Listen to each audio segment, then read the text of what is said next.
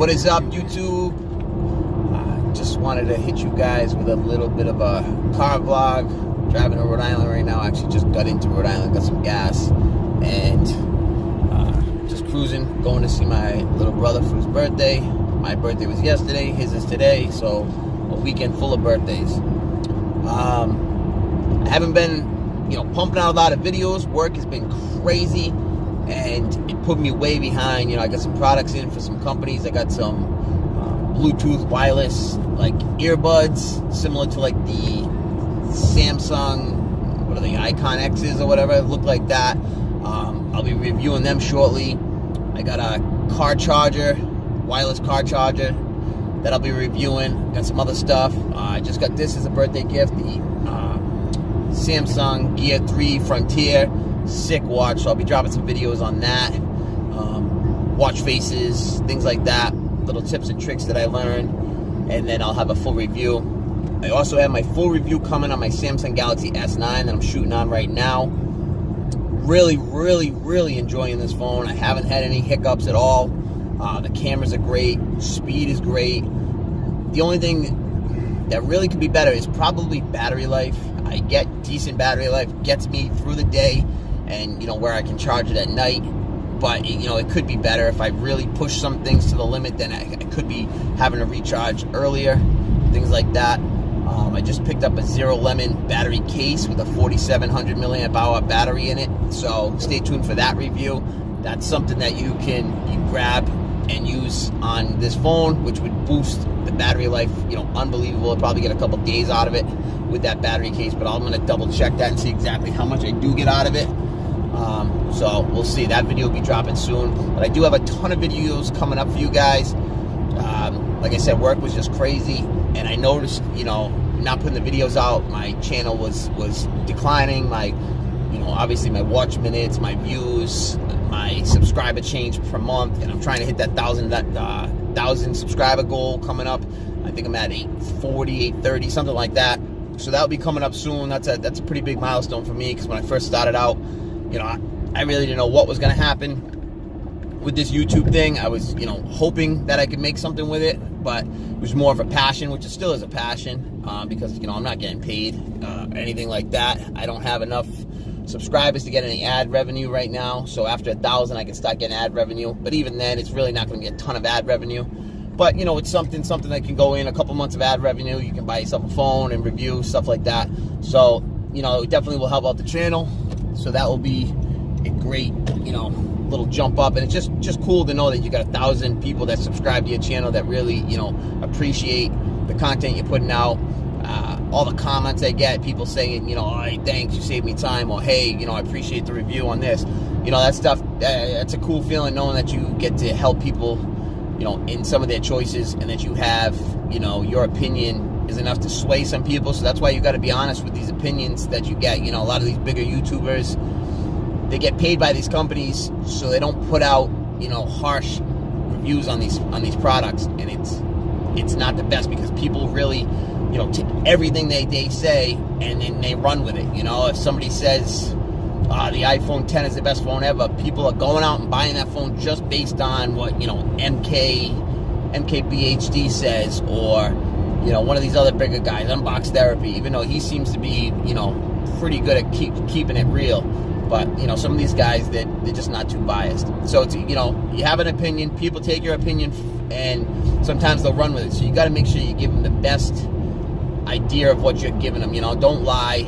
Even if somebody sends you a product or something, you got to be honest about it. If it doesn't work, hey, you got to say it, and then you got to tell the company that too, and then they can go back and make adjustments, and hopefully it's better. So that's what I'm trying to do here, and I do have some products coming in from companies, and I'll be giving you, my honest opinion on them. If they're crap, they're crap. But if they're good and they fit a need, or, they do something, or they just protect you, whatever it is, if it works in the way it's supposed to, I'm going to let you know, and if it doesn't, I'm going to let you know that too. So stay tuned for those videos. That's it about the channel. I just wanted to give you guys an update on what was going on with the channel, because I had kind of been MIA, very little videos. I have a camera review coming on the S9 too. I've been reviewing it, like I said, I'm really enjoying it, the whole overall phone. So stay tuned for the full review on that. I've been able to, you know, have the phone for a little bit now, so it's not just using the phone overnight and pushing out a full review like some of these guys do. They use a phone and they say, oh yeah, blah blah blah, and they've had the phone for, you know, 36 hours and they give you a full review. It's like, how can you review something after 36 hours, a full review? You just can't do it. So this review will be, you know, a couple of months in the making, and my next phone will be the LG G7 ThinQ. That was just unveiled on May 2nd. It's kind of weird that they unveiled it, but the phone isn't ready to be, you know, even pre-ordered or anything like that. So that was kind of a, you know, a screw up in marketing in my opinion. I think that they should have been ready to push that thing right out. You got some hype around it, you got some leaks, then you got the unveiling. Be ready to push that out. They don't even have a set release date for it, so that just seems kind of screwy. Another fail, in my opinion, on LG's marketing side. I don't know why they just keep taking these L's, man. Like, just be ready. You went back to the drawing board. So you said, the CEO said they're going back to the drawing board. They were going to redesign this phone, blah, blah, blah, blah, blah. You know, even thought about not even going with the G series anymore, completely remaking everything. And I don't know, did they really go back to the drawing board? To me, it seemed like they just held out and waited so that they could get, you know, the Snapdragon 845 and be able to put that in it, which, hey, that's good. If you're going to wait for that, go ahead, wait for that, because that is what one of the biggest downfalls of the G6 was last year. In the consumer's mind, an 821 was not, you know, a competent processor. It shouldn't have been put in the phone when you had the Samsung Galaxy S8 with the Snapdragon 835. Realistically, in day-to-day use, the 821 was fine. It was in the Google Pixel, which flew. I think it was more LG's optimization of it. But even the G6, I really didn't have any problems. Some people, you know, complained about it. Some people complained about anything, though. So who knows? I thought it was fine. If you gave it to somebody in a blind test to use, didn't tell them it was an 821, they probably wouldn't even have known. But since they did, people didn't buy it. It kind of was like the, you know, forgotten phone in 2017. It was the first mass market phone with an 18:9 aspect ratio last year, and I thought it was a pretty good phone. It had solid cameras on it. Overall, I thought it was a nice phone. You can pick that phone up for next to nothing nowadays. So if you're looking for a phone, that's probably a good phone to pick up. But, you know, gotta go with what you like. If you're not an LG fan, then don't go with it. But there is some nice things LG does. LG does one of the best implementation of the dual camera using the wide angle. I don't know why nobody else does that. You have some people, they call their cameras wide angle. Samsung's main camera, they call it a wide angle shooter, but it's not a wide angle shooter. It's just, you know, maybe a little bit wider than the average field of view on most phones. The wide angle that they use on the LG G6 and all those phones, G7 now, the V30, the V20, the V10, I believe, those were all great wide angle cameras. Some of them had distortions, but they're getting better and better every generation, like they're supposed to. So this year coming up, the G7, the ThinQ, they're calling it, that right there I think is a little bit weird in itself. Why not call it Think and then just put the Q there? They call it ThinQ, and it just seems like it's kind of like a weird marketing term that they use. I don't know about that. And, you know, that's supposed to be their AI feature thing, and this year, you know, a lot of the stuff is AI this, AI that. So who knows how well that's going to work. It seems like it's mostly camera based. It does come with an AI button, but it's for Google Assistant. So that's, you know, that's pretty good. And they said it possibly will be able to be remapped, which Samsung Bixby button can't do it, you know, out of the box. You can use third-party apps to do it. So we'll see what happens with that. I like having a physical button. I use it for Bixby. I like Bixby. I just dropped a video with Reggie Yu talking about our top features, and one of my top features was Bixby. So I don't mind the button. I work outside, and you know, I have gloves on sometimes. My hands are real dirty. I can't touch the screen, or it won't register. Whatever it is, I hold the button down, and I can say what I want, and it gets going like that. And to me, I like that. It helps me out, and I don't mind it. So using the Google Assistant on the LG G7 with a physical button is fine by me. Can you get, you know, false touches on it? Yeah, sometimes. I don't really have that problem too often, but, you know, to each their own. The notch on the phone, not a big fan of that. And, you know, LG saying that they didn't copy anybody and that they were almost kind of the originator of a second screen, which they call it, which the V10, the V20 and then the V30 got rid of it.